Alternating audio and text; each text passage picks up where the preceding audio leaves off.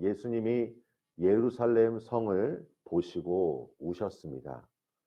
시편 122편 6절 말씀에 보면 예루살렘을 위하여 평안을 구하라. 예루살렘을 사랑하는 자는 형통하리로다 라는 말씀이 있습니다. 예루살렘은 평화의 마을이라는 의미입니다. 그런데 그 예루살렘이 평화의 길을 지금 제대로 알지 못한 채 거하고 있자 예수님은 그것을 보시며 슬퍼하며 우셨습니다. 평화의 마을인데 평화가 깨진 것입니다.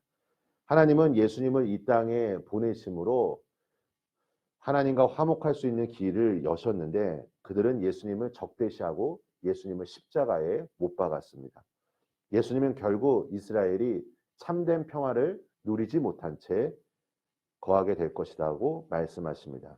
성전은 하나님을 높이며 예배하는 장소입니다. 하지만 예수님 당시에 이 성전은 그 성전에 담긴 목적을 상실하고 말았습니다.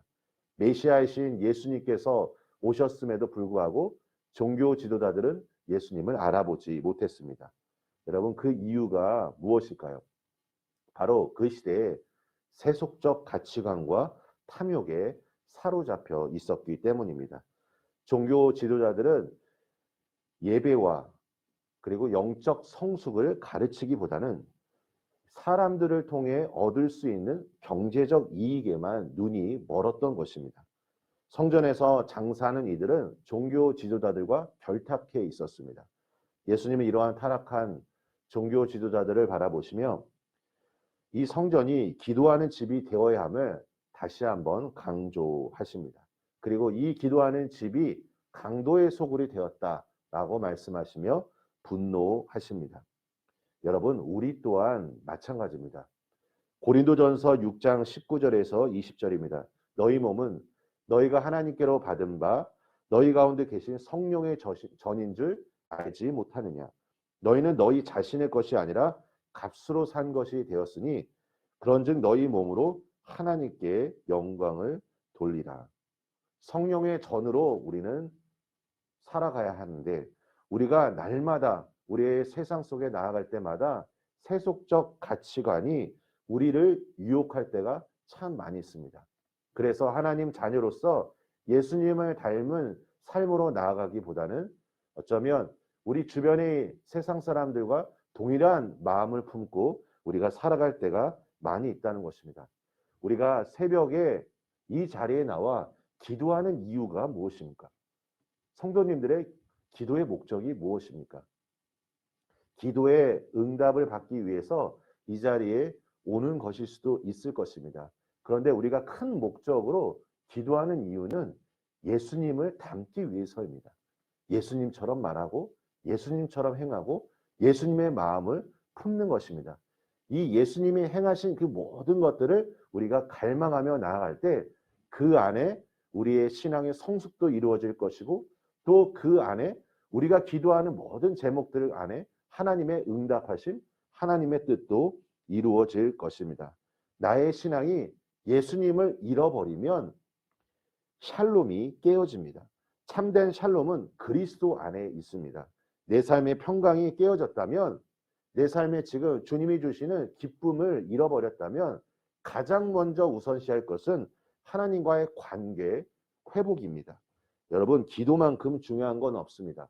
예수님께서 놀라운 기도의 역사를 이루신 뒤에 말씀하시기를 기도 외에는 다른 종류로 이런 것이 나갈 수 없다라고 말씀하셨습니다. 예수님은 제자를 세우신 일이나 십자가의 사명을 앞두고 간절히 기도하셨습니다. 지금도 하나님 우편에서 우리 자녀들을 위해 기도하고 계십니다. 46절 말씀을 보십시오. 그들에게 이르시되 기록된 바 내 집은 기도하는 집이 되리라 하였거늘. 이 말씀은 이사야서 56장 7절 말씀을 인용하신 것입니다. 이사야서 말씀은 내가 곧 그들을 나의 성산으로 인도하여 기도하는 내 집에서 그들을 기쁘게 할 것이며 그들의 번제와 희생을 나의 제단에서 기꺼이 받게 되리니 이는 내 집은 만민이 기도하는 집이라 일컬음이 될 것입니다.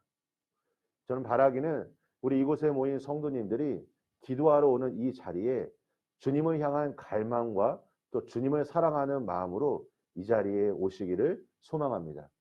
제가 어제 어떤 한 기도 모임에 참석을 했는데 그 안에서 찬양을 시작할 때부터 말씀 그리고 또 짧게 기도하는 시간 가운데 참 많은 그 마음의 평안함을 느꼈습니다.